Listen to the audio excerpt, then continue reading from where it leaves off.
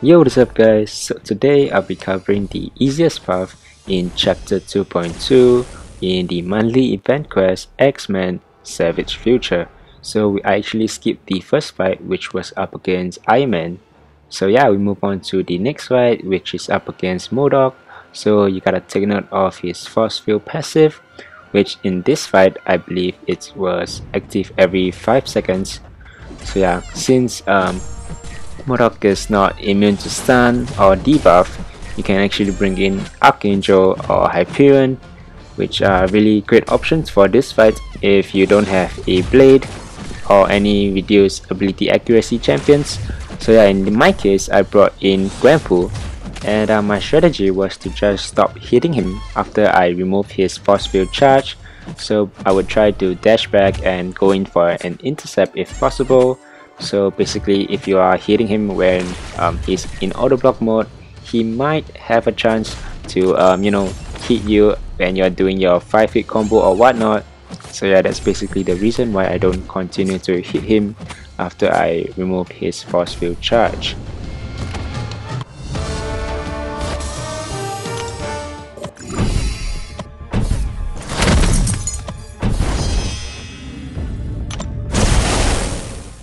So up next, we've got ourselves a 6-star Dormammu. So in my opinion, I believe the best champion to go up against him is either Stark Enhance of Blade, followed closely by either Hulk or Quake.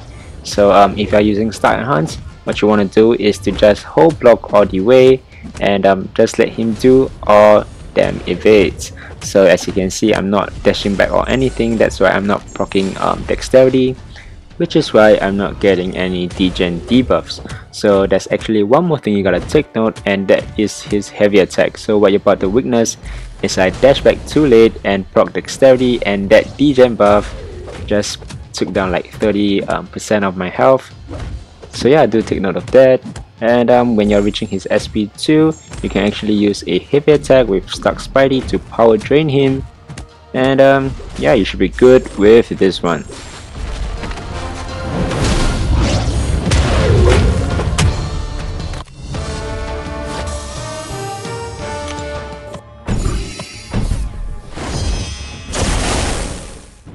Up next, we have a 5-star Science Sentinel, and I still brought in Gwenpool for the class advantage, even though I knew he was immune to bleed.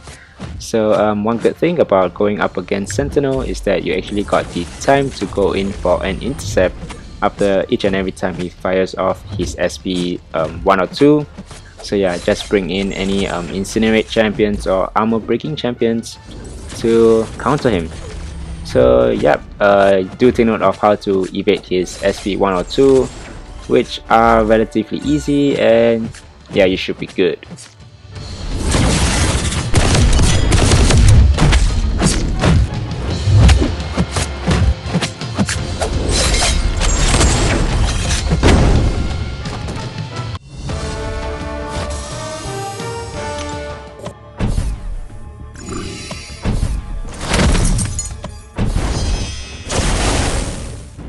Moving on, we've got a 6-star Yondu. So if you don't know how to fight Yondu, try not to get a parry off at the start of the fight. Instead, dash back and wait for him to dash towards you. That way he'll hit you with his medium attack, which is via his punch, instead of his light attack, which is from his Yaka arrow. So if you get hit from his Yaka arrow, it has a 25% to either inflict a bleed or armor break, and that depends on whether you are a bleed immune champion. So yeah, in this fight I just constantly use my SP1 so that I can stack on the poison, build up his power, and just intercept after he fires off his SP1.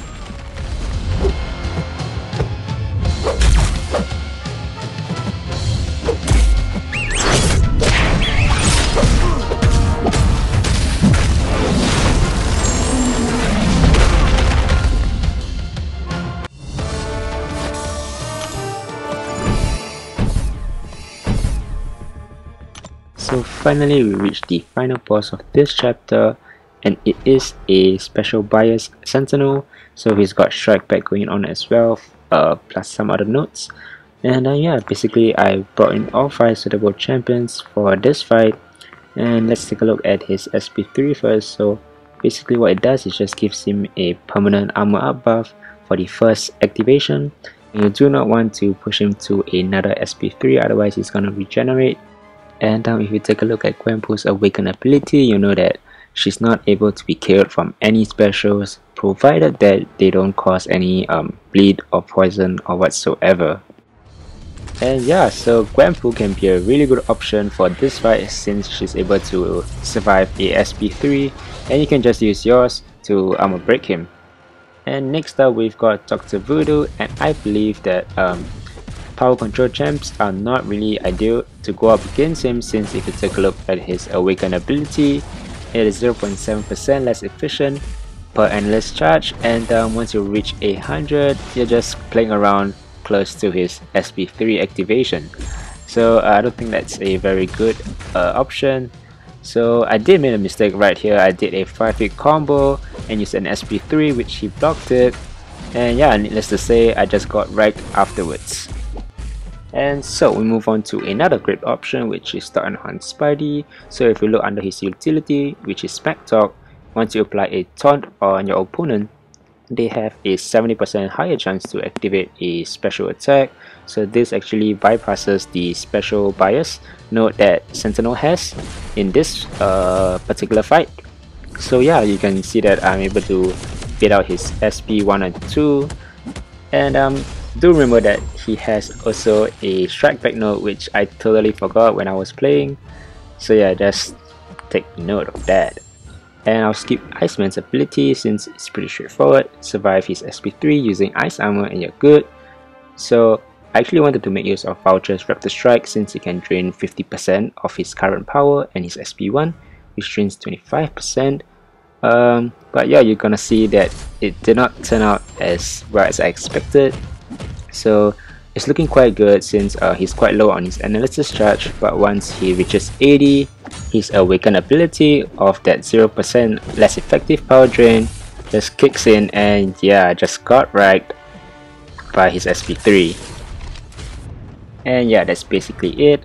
I ended up using Gwenpoo to finish him off, so I don't think there's a need to actually show you guys the whole fight of me against him, since I already showed you guys the bits and parts of me using different champions to go up against him. So yeah, I actually managed to use my SP3 first instead of him using it, and I was hoping it could actually bring him down, but it didn't. Alright, it didn't. So it brought him down to around 3%, and I just got a parry off since I'm able to survive his SP3, and yeah, it was basically over at that point. So hope you guys enjoyed this video and maybe learned a thing or two. Leave a comment down if you want to see anything else from the other chapters. So yeah, take care, adios.